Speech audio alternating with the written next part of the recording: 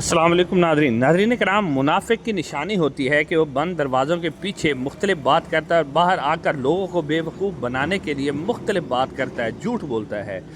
इसी तरह का एक मुनाफिक जो कि अभी अमेरिका से दौरा करके पाकिस्तान पहुंचा है और साथ साथ जो मौजूदा हुकूमत है नून लीग की, उसकी मुनाफ़कत और जिस तरह वो पाकिस्तान पहुँचे हैं फील्ड मार्शल साहब, उनके लिए जो ज़िल्लत और तारीख़ी एक किस्म की शर्मिंदगी का सामना करना पड़ा है, उसके हवाले से उन्होंने अब टीवी चैनल्स को क्या इंस्ट्रक्शन दी गई हैं।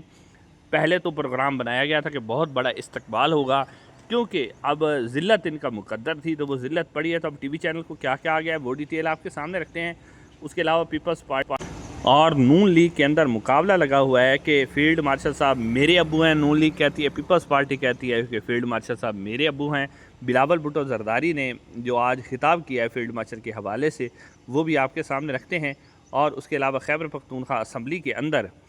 जिस किस्म का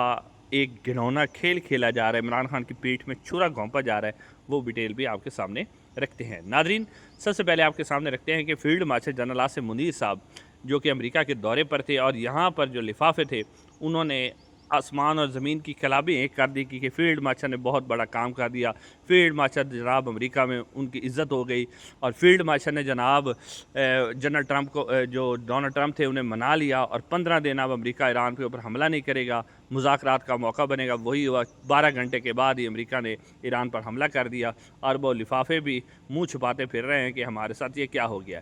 लेकिन अब प्रोग्राम ये बनाया गया था कि जब फील्ड मार्शल साहब वापस आएंगे ना, तो हम जनाब उनका एयरपोर्ट के ऊपर भरपूर इस्तकबाल करेंगे। लेकिन वो इस्तकबाल की जो खुशियाँ थी वो मान पड़ गई। और क्योंकि जो कुछ अब आप देखें, सबसे पहले आप देखें कि ईरान के जो सफ़ीर हैं उन्होंने क्या किया। नाज़रीन, ईरानी सफ़ीर कहते हैं कि ओहदा संभालने के 2 माह बाद ही ट्रंप ने कई जराइम किए, ऐसे शख्स को तो आप नोबल इनाम दे रहे हैं और बाकी जो मुजरिम है तो उनको क्या मिलेगा। यानी वो नेतन्याहू की बात कर रहे हैं कि पिछले कई सालों से वो भी तो जराइम कर रहा है, अब उनको पाकिस्तान क्या इनाम देगा। ये ईरानी सफ़ीर जो पाकिस्तान के अंदर मौजूद है ना, उन्होंने ये प्रेस कॉन्फ्रेंस की है। नाज़रीन, अब इसके बाद क्या हुआ कि जब जनरल आसिम मुनीर साहब मुकम्मल तौर पर अमेरिका से, यानी अभी वो निकले थे तुर्की से और फिर उन्होंने पाकिस्तान आना था, तो जिस तरह की ज़िल्लत और शर्मिंदगी का उन्होंने सामना करना पड़ा, तो इस ज़िल्लत और शर्मिंदगी को रोकने के लिए एक तो टीवी चैनल्स के ऊपर बिल्कुल ख़बर नहीं चलाई गई कि जनाब आसिम मुनीर साहब जनाब वापस पाकिस्तान पहुंच चुके हैं, बल्कि खामोश होकर वापस पहुंचे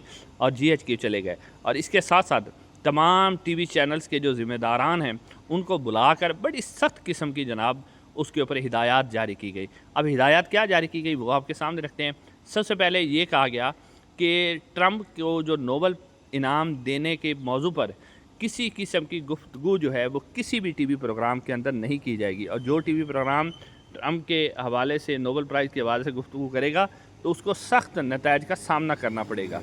उसके अलावा कहा गया कि तमाम जो प्रोग्राम्स है उनकी रिकॉर्डिंग की जाए, यानी लाइव कोई प्रोग्राम ना चलाया जाए बल्कि उसकी रिकॉर्डिंग की जाए। और अगर कोई PTI का नुमाइंदा इस पर बात करे, यानी साहब ज़रा नोबल प्राइज़ के ऊपर जो बात करनी है वो PTI ने करनी है, अगर इसके ऊपर बात करे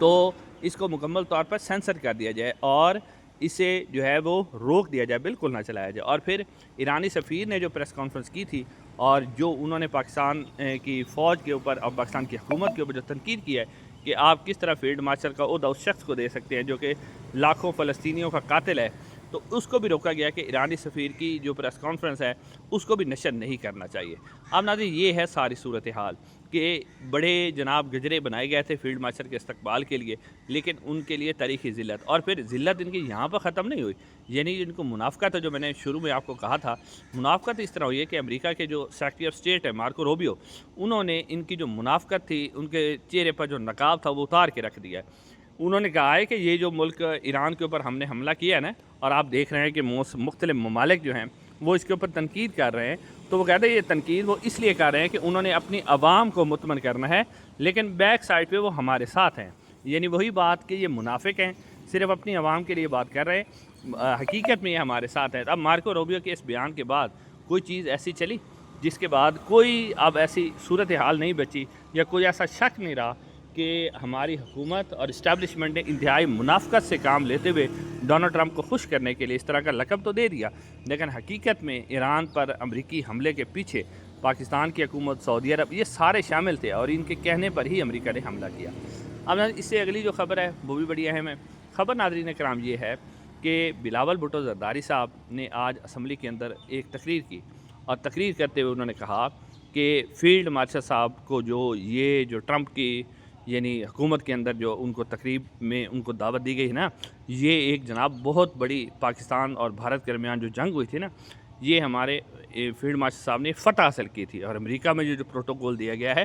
یہ فتح کے لیے دیا گیا۔ اگر یہ فتح نہ ہوتی تو امریکہ میں یہ پروٹوکول نہ ملتا۔ انہوں نے بہت ساری بلاول بھٹو زرداری صاحب نے باتیں کی، لیکن ادھر سے نون لیگ کا مقابلہ لگا ہوا ہے کہ جو فیلڈ مارشل صاحب میرے ابو ہیں اور پیپلز پارٹی کہہ رہے ہمارے ابو ہیں۔ لیکن افسوس کی بات یہ ہے کہ بلاول بھٹو صاحب نے اتنی لمبی تقریر کی، ان کی تقریر کے دوران ایک لفظ بھی ایسا نہیں نکلا جس سے یہ لگے کہ بلاول بھٹو زرداری صاحب نے یہ کہا کہ ٹرمپ جیسا جو ایک قاتل آدمی ہے جس نے لاکھوں غزہ میں مسلمانوں کو شہید کیا، جو جنگی جرائم میں ملوث ہے، جو یہ دعویٰ کر کے آیا تھا کہ میں جنگیں بند کرواؤں گا، لیکن اب وہ ظلم و ستم کر رہا ہے کہ ہم نے جو نوبل پرائز نامزد کیا اس کے اوپر بات کریں، کیونکہ ان کی جرأت نہیں ہے۔ ابو جی آئیں گے وہ بتائیں گے تو پھر یہ بات کریں گے۔ یہ ہے ناظرین، اور پھر اس سے اگلی خبر بھی لے لیں جو پیپلز پارٹی کہہ رہی تھی کہ ہمیں بجٹ پر تحفظات ہیں۔ ابھی جیو نیوز پر خبر بریک ہوئی ہے کہ پیپلز پارٹی نے بجٹ کے حق میں ووٹ دینے کا فیصلہ کیا ہے۔ تو ناظرین یہ جو ہے نا اپنے ابو کو نہیں چھوڑ سکتے، اپنے ابو کے ساتھ ہی رہیں گے۔ آخر میں ناظرین آپ کے سامنے رکھنا ہے کہ خیبر پختونخوا اسمبلی نے پہلے آپ کے سامنے یہ کہا گیا تھا کہ عمران خان صاحب کے انسٹرکشن کے بغیر جو ہے خیبر پختونخوا اسمبلی کا بل پاس جو بجٹ ہے وہ نہیں اجلاس بلایا جائے گا، لیکن بجٹ اجلاس بلایا گیا اور بجٹ اناؤنس کر دیا گیا، اور اس کے بعد یہ کہا گیا کہ جناب بجٹ جو ہے وہ منظور نہیں کیا جائے گا جب تک عمران خان صاحب کی مرضی شامل نہیں ہوگی۔ لیکن ناظرین اب صورتحال یہ پیدا ہوئی ہے کہ بجٹ کے اندر جو ارکان تھے، یعنی کہ جو کابینہ کے ارکان تھے، انہوں نے بجٹ کی منظوری دے دی ہے، اور اب باقاعدہ طور پر یہ جو بجٹ ہے اسمبلی کے اندر بھی پیش کیا جائے گا اور وہاں سے منظور کروا لیا جائے گا۔ اب مشال یوسف زئی صاحبہ نے اس کے اوپر ٹویٹ کیا ہے کہ چند لوگ جو ہیں وہ اس بجٹ کے اندر شامل ہوئے، بہت سے لوگ شامل نہیں ہوئے، اور جو علی امین گنڈا پور صاحب ہیں وہ کہہ رہے ہیں کہ جی اگر میں بجٹ پاس نہ کروں تو ہماری حکومت چلی جائے گی۔ حالانکہ یہ 30 جون تک اس کی ڈیڈ لائن ہے کہ 30 جون تک اگر آپ کو بجٹ بل جو ہے پاس کرنا ضروری ہوتا ہے، تو 30 جون تک آپ جو ہے پھر آپ دیکھیں کہ اگر اتنی علی امین گنڈا پور صاحب کو پریشانی ہے اپنی حکومت گرنے کی، تو وہ آپ دیکھیں کہ کوئی ایسا دن ہوا ہے کہ علی امین گنڈا پور صاحب ڈیالہ جیل گئے ہوں اور باہر جا کے دھرنا دے کے بیٹھ گئے ہوں کہ جی میں نے تو ملاقات کرنی ہے کہ میں نے اپنا بل پاس کروانا ہے۔ اصل میں ناظرین کرام پاکستان تحریک انصاف کے اندر بہت سے ایسے لوگ ہیں جو مائنس عمران خان چاہ رہے ہیں، اور وہ کیونکہ یہ IMF کی شرط ہے بجٹ پاس کرنا، اس کے اوپر پاکستان تحریک انصاف اپنا پریشر بنا سکتی تھی، عمران خان صاحب کے لیے وہ ریلیف لے سکتی تھی، لیکن وہ ریلیف نہیں لے رہے۔ وہ بجٹ پاس کر کے، کیونکہ اوپر سے ان کے بھی ابو کا حکم ہے کہ بجٹ پاس کیا جائے، تو یہ بجٹ پاس کر کے اسٹیبلشمنٹ کو خوش رکھنا چاہتے ہیں، اور ان کے جو مزے اور کھابے لگے ہوئے ہیں نا اس کو جاری رکھوانا چاہتے ہیں۔ انشاءاللہ اگلی ویڈیو ملاقات ہوگی۔ السلام۔